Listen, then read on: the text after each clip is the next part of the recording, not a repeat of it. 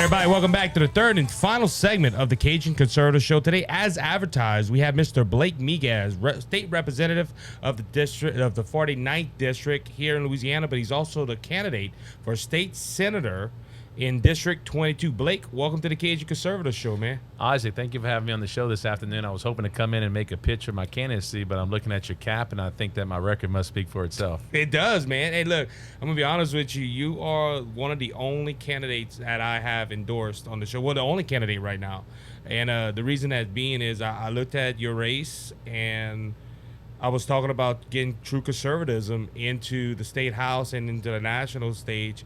And I said, look, we need people like Blake Miguez. And I said, you know what? I'm going to go ahead and make an official endorsement right here. So you're the first ever political endorsement I did on this show. So, well, thank you so much. I'm honored by that. And I can tell you my record does speak for itself. I'm the candidate who's gone to Baton Rouge and fought for the people. I'm pro-life. I'm pro-gun. I grew up just on the parish line between St. Martin, Iberia Parish, and the little village of Lauraville. Okay. I've got a record for voting against every tax increase that's been put in front of me. And I've been a big proponent of cutting back on wasteful spending in Baton Rouge and the growth of government. One of my biggest focuses has been on focusing our education system, improving and making sure our education system focuses just on that education and not indoctrination. But we have an even larger problem in our state right now. And can you guess what the largest problem we have in Louisiana is? Probably be either crime or out-migration, in my opinion. Crime's a very important issue, but you got on the second one, out-migration. So we lost 48,000 people last year, and they moved to neighboring states like Texas and Florida and North Carolina and Tennessee, and this was going to surprise you, Isaac, Mississippi. We lost people to Mississippi, and it's very unfortunate, and the rate we're going to lose another congressman at our next census because we're losing our youngest and our brightest at such a quick rate. Now, how do you fix that? You create job opportunities here in Louisiana. In order to create job opportunities, you got to make sure that your home insurance and your auto insurance is affordable. We've got to make sure that our tax rates, we do comprehensive tax reform where you have more people paying less taxes and not just the people that are remaining here paying all the taxes. You also, in order to do that, you have to get government spending under control. Government should never spend at a rate faster than the private sector. That's why we have an expenditure limit, which is better known as the spending cap. We've really got to work hard if we want to keep our kids here. It's a shame that we have grandparents that are having to get on airplanes to go visit their grandchildren in other states because our children are moving away. That's Louisiana's number one problem. And we've got to work on it. And I can tell you that's the reason why I'm running for the state Senate. I've served 8.5 years in the House of Representatives. I was the House Republican leader, but more importantly, I've been the strong conservative voice in Baton Rouge. I've had the backbone to stand up to all leaders who were looking to basically enrich themselves over helping we the people and the people in my district and helping our state move forward. And I can tell you I look forward to working with the new Republican governor when he gets there. I didn't get it along too well with the last governor. We have a difference of ideology. There's a record. And we've had our differences, but I can tell you that I plan on working well with the new Republican governor moving forward. I hope that Republican governor is from our home parish here. We have a real opportunity. Look, I'll tell you, that's an opportunity you have once in a lifetime, once in a century, to have a governor that comes from your home parish. Imagine having an experienced senator that can work with that governor and they have a great relationship and they're philosophically aligned. What you don't want to do is you don't want to send a rookie up there that's going to try to get things figured out in the first 1 or 2 terms, and by the time they get it figured out, your governor's gone.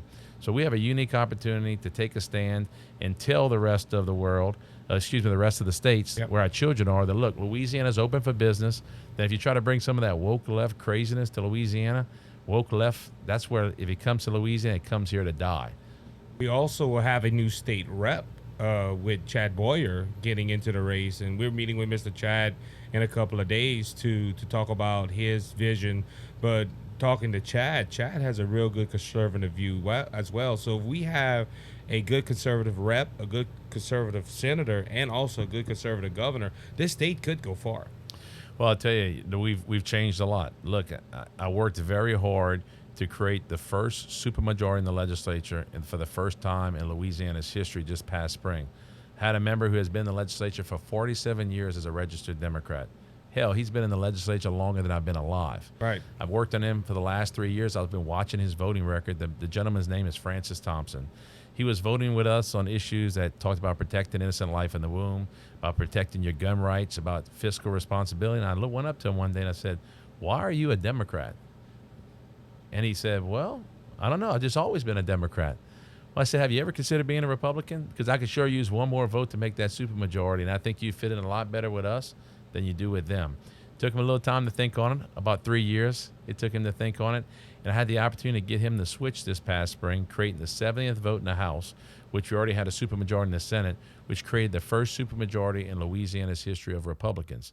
Now imagine that opportunity with a Republican governor coming in, that he has a supermajority in the legislature. Because I can tell you, Isaac, we worked really hard in the House, and we passed a lot of great bills. Half of those bills went to die in the Senate, and the other half of those bills went to die by governor vetoes. Bills that dealt with election integrity, fiscal responsibility, making sure our women can play on a level playing field and they don't have biological males competing against them, making sure that we protect abuse of children where groomers don't change have them conduct sex change surgeries before they're the age of 18. I know this stuff sounds ridiculous, but it's the world that we're living in today. And somebody's got to stand up for fiscal responsibility. Somebody's got to stand up for our constitutional rights. And somebody's got to stand up to protect our children. I'm that guy. Isaac, I don't just say it. I've done it. I'm a battle-tested conservative, and I look to taking my experience in the House, bringing it into the Senate, and working with that new governor to make Louisiana a place we can all be proud of, the Louisiana that you and I deserve and our grandchildren deserve. And you're not just saying that because a lot of people probably watch this or listen to this on the audio side and say, "Oh, that's a politician." He said, "No, your record proves that you have done everything you said. You have fought against our governor on things like you said, just the simple science of biology of male and female." Blake, there's no argument there of what's the right choice, but our governor says, well, we're going to wait until we have a problem to do that. I'm a person that, look, if you see a problem coming down the road, you take care of that problem to where when it does show up, hey, you don't have to worry about it. Well, I can tell you it's happening in other states, and I can tell you, imagine that they biological males competing against our young daughters in women's sports. We worked very hard to make sure that women have opportunities, have career, job opportunities, have scholarship opportunities. I can tell you, I have two daughters. I have a 21-year-old and an 8-year-old, and I want them to grow up to be the best that they can be. And I want them to compete on a level playing field. And I want to make sure they have those opportunities that they can build confidence to do what they got to do to succeed in this world. And I can tell you, taking the 150th male in whatever sport it is and putting them into a female sport and he becomes the first place finisher, taking all these scholarship and job opportunities away from our young daughters, that doesn't sit well with me. I can tell you it doesn't sit well with mothers and grandmothers across this district. That's just one of the issues that we faced, and I can tell you it's happening in other states, and it's coming to Louisiana unless we said no. And the governor didn't agree with us. We had to continue bringing that legislation over and over again until we were able to veto override the governor. Actually, having him sign that bill, I'm thinking about the bill, the gender identity bill we just had. But no, we came a few votes short of overriding the governor on that issue, but it moved the needle because the next year he came in and said, like, I don't want to go up against all the pastors across this state. I don't want to fight this issue again. I'm just going to go ahead and sign the bill. That's a win for us, Isaac. Yep. And that's what we do. That's why we take votes. That's why we fight hard. Because we might not win those battles on day one, but if we continue to be persistent, we'll win for the people of Louisiana, the people of our district. So I got a question concerning the legislation, the legislators and stuff like that. Y'all had a bill come up. It was the spending cap bill. You mentioned it earlier, and unfortunately, it didn't go through. How do we stop that, Blake? Because you were one, I think, of the original 36 in the final 19. In the final 19, that said no, we can't do this. But unfortunately, Clay Shakespeare, who's running for Secretary of State, said we're going to push this through. And they did some backroom deals to get the spending cap extended. How do we as conservatives and you going to the House or going to the Senate, if you win and all your fellow legislators going into the House of Representatives, how do we stop that from happening again? Because that is we see with the national debt, we're just going to extend the spending limit, and now we're almost at $40 trillion in debt nationally. In Louisiana, we're only worried about government money coming to us. That's going to have to stop after a while. Well, I can tell you, I mentioned earlier that some of the problems have been in the Senate. Weak leadership there. We've had some weak leadership as well in the House of Representatives with certain leaders. But I can tell you, that's what I plan on doing. I plan on bringing a loud, measured voice. I plan on making the constituents of District 22's voice heard in Baton Rouge and bringing a backbone to the Senate. What about fiscal responsibility? Right. I mean, the situation you just brought up about the spending cap. It's a great thing that in Louisiana, our Constitution requires us to balance a budget every year versus the U.S. Government, which can continue to bring on debt. But it doesn't mean the state of Louisiana doesn't have debt. We have unfunded accrued liability in our retirement programs. We also take debt when we're doing construction projects. So what do you do when you have extra money? Well, the reason why Louisiana's had so much extra money is because we had a COVID response dollars from the federal government flowing through our economy for the past few years. We also had 2 major hurricanes hit our coast. That's an influx of money. We saw the same thing back in 2006 to 2008 following Katrina. And at the time, what the legislature did was they grew the size of their government. They spent like drunken sailors. They spent your dollars and our grandchildren's dollars like drunken sailors. And it was really nice for about 2 years. Everyone got a new bridge or a new park or whatever they wanted to buy votes back home to make their constituents happy. But for year after year after year, it was shortfall after shortfall, deficit after deficit. And then you put yourself in a situation as a legislator. How do you fix that? I'll give you the 2 bad options. You can either raise taxes, which I've said hell no to every time, or you can cut critical government services. And usually what gets cut is higher ed and healthcare. Those are 2 unacceptable options for me because that's bad planning. So we need to learn from the mistakes of the past and figure out how to move forward and handle government more like a business. Well, I studied those times, and that's why we stood very strong to say we're no longer going to use one-time dollars on reoccurring expenditures. And yes, we did lose the battle when it came to busting the expenditure cap, but we did have some wins, and I'll go into that in detail a little bit later. The expenditure cap is there to stop us, the legislature, from spending too much money and growing and spending outside of our means. We were in a situation where we had surplus and excess and additional revenues come in. In layman's term, we had extra money on top of extra money on top of extra money, but our expenditure limit only let us spend about half of that extra money. Wow. So we had additional $2 billion that termed out legislators wanted to spend back home in their districts because they were about to lose their relevance the minute that they hit the gavel and got out a month later. And they had their own political agendas and whatever that may have been. I won't go into detail on this show. But you know what I was looking forward and thinking about is the future of our state, our citizens' dollars. And I was thinking about that new Republican governor we talked about earlier, Isaac. Think about it. I've been in a situation where I've watched the governor come in with not having a budget deficit. He doesn't have time to really fix the problems that our state faces because he spends the entire time talking about cutting critical government services or raising taxes. And with this governor, it was all about raising taxes. We fought for that for years. Well, when our new Republican governor shows up and we have this supermajority in the legislature, I want him focused on making Louisiana a brighter future for our children. I don't want to talk about tax increases. I don't want to talk about cutting critical government services. I was looking out, projecting out 5 years, and I noticed that because our temporary sales tax will be falling off the books and the vehicle sales tax that we moved out of the general fund to answer the needs of our constituents and put in this transportation sub-trust fund added up to about $800 million of shortfall in spending of revenues. Well, when that money leaving, we're at about $800 million short in coming in the second year of the new governor's term. So why continue to spend those dollars and create a $1 billion shortfall, very similar to what John Bel Edwards had to face coming in? I said that's unacceptable because I want to make sure that we can manage that shortfall. We're like 3 or 4 years away. So why spend your way into that shortfall? If you cut back just a little, then we can avoid tax increases and avoid these cuts. And I can tell you that I was frustrated that the spending cap got bust because, I voted against busting it. But I can tell you that we did change the narrative in Baton Rouge. We did win some battles. We, as a legislature, passed $700 million of debt payments. Oh, wow. Now, the governor vetoed about $150 million of them. Don't surprise me there. But we were able to pay I don't have the exact book in front of me, $600 million in debt payments.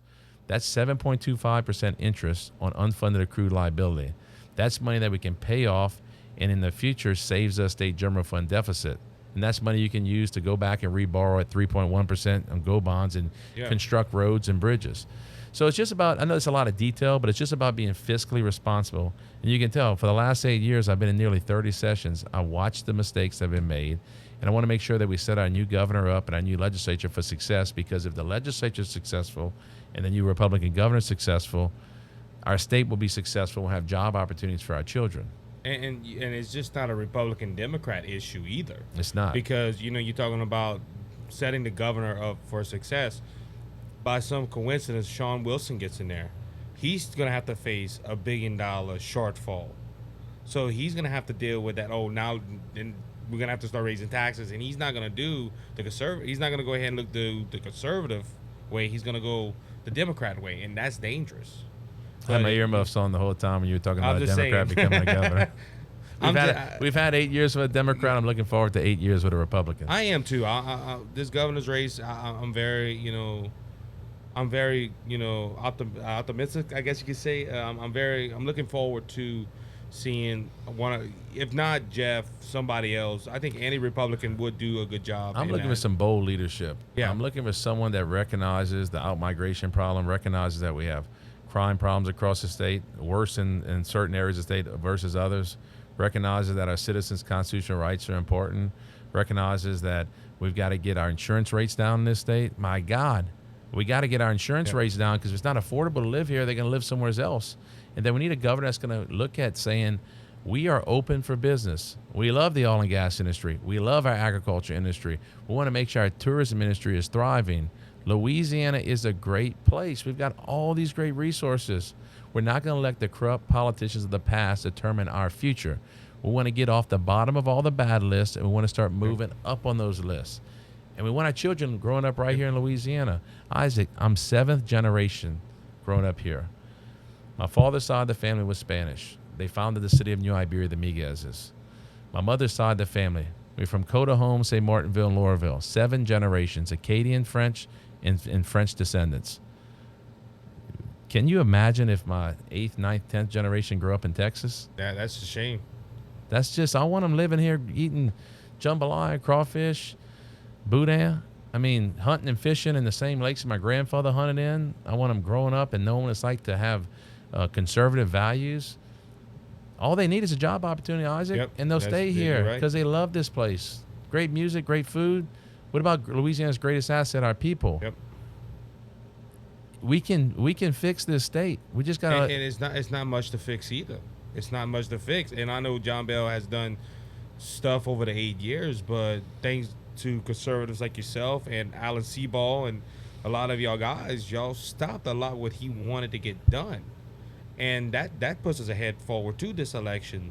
Whoever goes in there, if it's Jeff or Wags or anybody, if they get in there, they can do tremendous stuff, especially with a super House and a super Senate for Republicans. It's mind-boggling. I can tell you, they have a good opportunity. Looking at the numbers in the legislature, the Senate's getting to the point where it'll be maxing out at around, I think we have 27 Republican votes now, I believe. I think so. We can get to about 28, and out of sort of within reason, that's probably the highest Republican count you can get in the Senate. But the House has an opportunity. We're at 71 now. We have an opportunity to probably get up to about 73 votes. That means when you have one holdout on a particular issue, it doesn't make a huge issue. Because remember, we went to these override sessions. We had senators go down to the floor and say, look, I'm voting on this one bill, but after this, I'm voting with the governor and against everything. I don't care what the issue is, which is very, very disappointing. So now if you get a rogue senator, a rogue representative, you won't have to worry about those issues moving forward. But I can tell you, once the Republican governor shows in, it's going to be a total different place over there. You're not going to be able to tell the difference between conservative Miguez and a moderate member, Republican. Because if you get a strong conservative governor, that's where everyone's going to go, because that's just how they're going to react, and it's going to bring people together. It's going to bring some unity, and it's going to be on us to be, and as Republicans, to be bold leaders and to figure out how to fix these issues that we have. And I can tell you, you don't have to reinvent the wheel. Look at North Carolina's tax reform policy. Look at the fact that Texas doesn't have a personal income tax. Look at some of these things, and you can quickly figure out how to get our tax environment right. And look, we actually made some steps in the right direction, even with Governor Edwards. We were able to take the personal income tax, take it out of the Constitution, unlock it, and put a cap on how high you can raise someone's personal income. And we put triggers where once this extra revenue comes in, where the personal income tax will start stepping down. But But before, in layman's terms, before Isaac, it took 2/3 vote to lower income tax. Okay. Now it takes a majority vote. That's good. That's great. Yep. Because think about it, once you get a Republican governor, you just need a majority vote unless you're trying to do a constitutional amendment. The reason why the 2/3 vote was so important because we had a philosophical difference with the governor on a number of issues. So we had to get 2/3 vote. And look, this legislature that I served in overrode the governor several times. Yep. That's not something that happens very often in history. Are y'all the first one in Louisiana history to do a governor's veto session? I think it was 2 years ago, right? We were the first ones in history to call ourselves back into a special session. Special session, yeah. That's right. And that's all because of the backbone that you and other good conservatives have done. Yeah, remember, it wasn't too long ago when they were shutting down our businesses, our schools, and our churches. Which they're trying to do that back again. Well, it's election time. Yeah. Yep, that's a good point too. So I got a couple of questions about going forward, Blake. You would get elected into District 22 state senate seat. And I'm seeing this because I bring this up a lot on the show because of the governor's race right now. We got 5 Republicans running for governor right now. I think it's a shame that we have that much. I hear a lot of people disappointed with the GOP's endorsement of Jeff. To be honest with you, I was happy they did that early because it showed that the party was unified for one person. Now, you got some Republicans that are upset that the GOP didn't endorse, but the last time they did that was Abraham and Risponi, and they waited until the last minute. But 5 Republicans running for governor.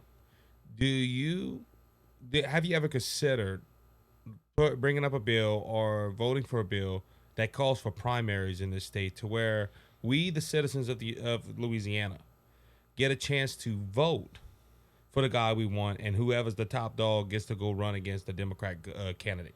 Yeah, and I've thought about that many times, and I would support that.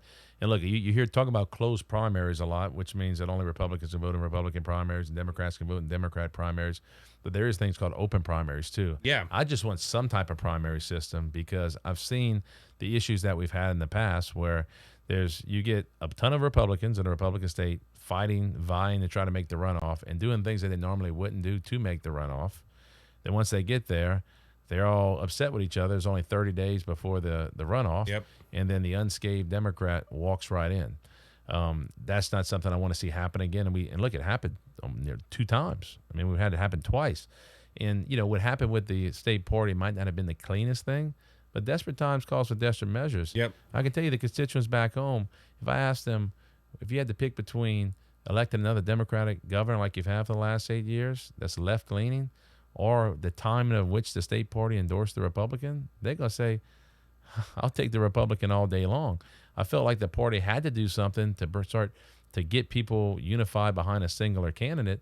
But look, that can be cleaned up in the future. I know there's a convention now, and they're getting more organized. But why didn't the legislature, all those people who are complaining about the LA GOP endorsing so early, why didn't they support a primary system? That's a good point. That is a good point. You put people in this situation, and they're going to knee-jerk react this way because they just want the same results we all want, to elect a conservative Republican governor. So the legislature had their opportunity, so the state party had to take it into their own hands. And look, where you're looking at today, we've got a leading candidate who is the endorsed candidate, who's at 40% in the polls. The Democrats at around 28%. Every other candidate's under 5%. So it actually is working. Yeah, well, we at the GOP kind of set the groundwork. Like, look, this is the one that we want in there to change the state of Louisiana. Now, there's other great candidates in the race, okay? Yeah. But nobody will question the endorsed candidate's conservative credentials. Nobody will question his backbone. Nobody will question his heart that he wants to fix Louisiana. And where we're at right now, after 8 years of John Bell Edwards, we need a fighter like him. Yeah, we need somebody that's strong. We need somebody that's going to go over there and fight for us. That's why I'm looking forward to the opportunity to run for the Senate, because I'm a fighter too, a battle-tested conservative. I want to go over there and work with them to fix our state. It's nothing against the other candidates in the race. There's a ton of great people out there. But we got to get this state fixed, Isaac. Yeah, we have to.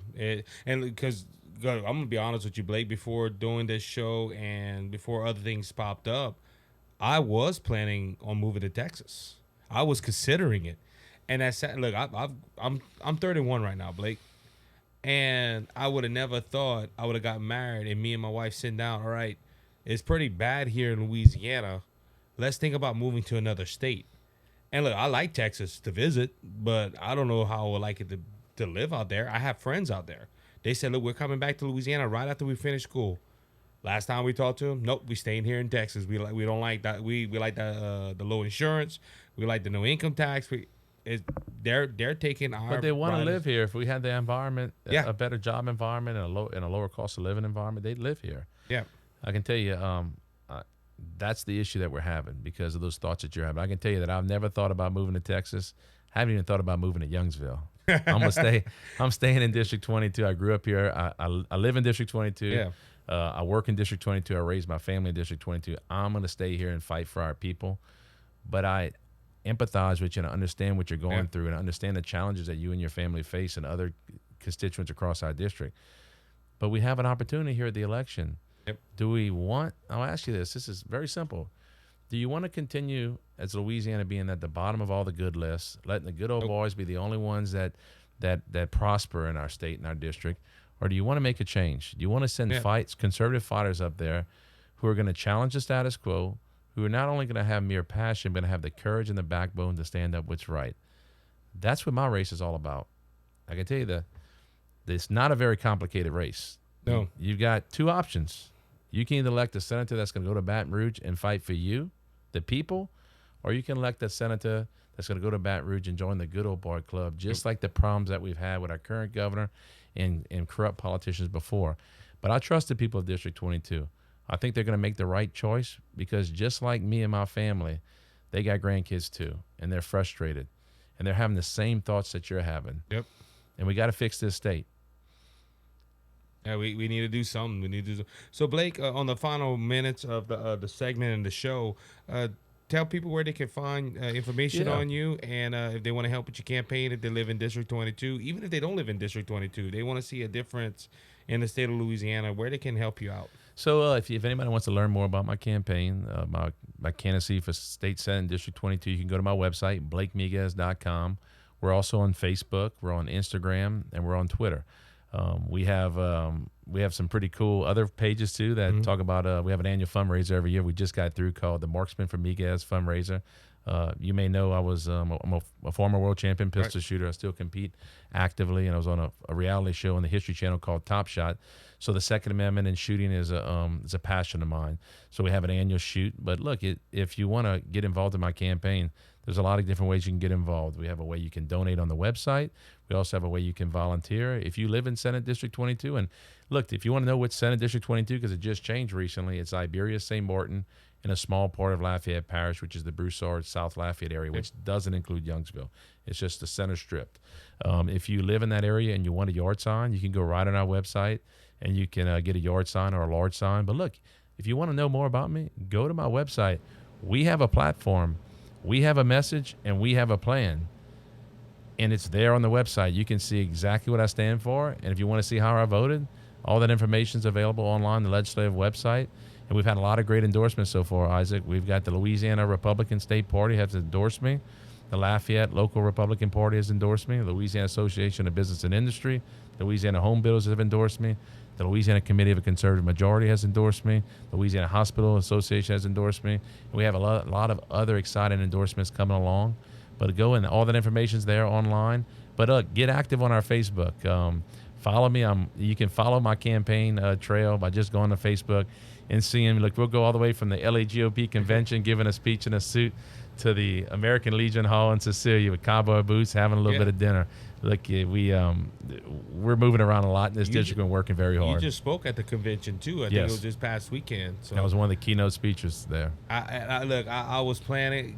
When you told me it was that weekend, I was already booked in Baton Rouge. I was like, I would have loved to win and hear y'all speak. And if anybody's out there and you're local to the area, you want to drive on down. The election is October 14th, and on the election night, we're praying for a victory, and we hope that God blesses us with one. But regardless, we will be at Pat's in Henderson for the opening night. We had about 1,400 people show up to support me. We're hoping to finish this election off strong and come out and have a drink, eat some food with us, and let's watch some election results on October 14th.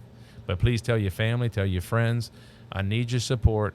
I need your vote. I can't do it without the constituents in this district. And if you elect me to be your next state senator, I'm going to be there, your voice in Baton Rouge. And I can tell you, I'll never forget where I came from or who sent me. Came a long way since we met on the dock in Delco. Remember that? That's right. The blessing of the fleet. We Yes, just had sir. that recently. Yep. Couldn't make that either. I was busy that day. And I got busy since a year. But, hey, that's a good thing. That's a good thing. So, Blake, thank you for coming on, man. We can't wait to follow the campaign trail. And if you ever want to come back on, that mic's always open for you. Well, thanks so much for having me this afternoon, and I always look forward to it. Appreciate the time. Same here. That was Mr. Blake Miguez. He's running for District 22 State Senate seat here in Louisiana. Please go ahead and check out his campaign pages on Facebook and also on the web. With that being said, we have run out of time for this episode, but as always, thank you for listening to the show. Remember, Jesus Christ is King. He's coming back. He's coming back soon, so don't be faint of heart, because Jesus has overcome the world. If you want to know Jesus as your Lord and Savior, reach out to us at thecajunconservative5@gmail.com. We'll tell you how to make Jesus your Savior and heaven your home. Until next time, be blessed, be encouraged. You have a good one. And he is the open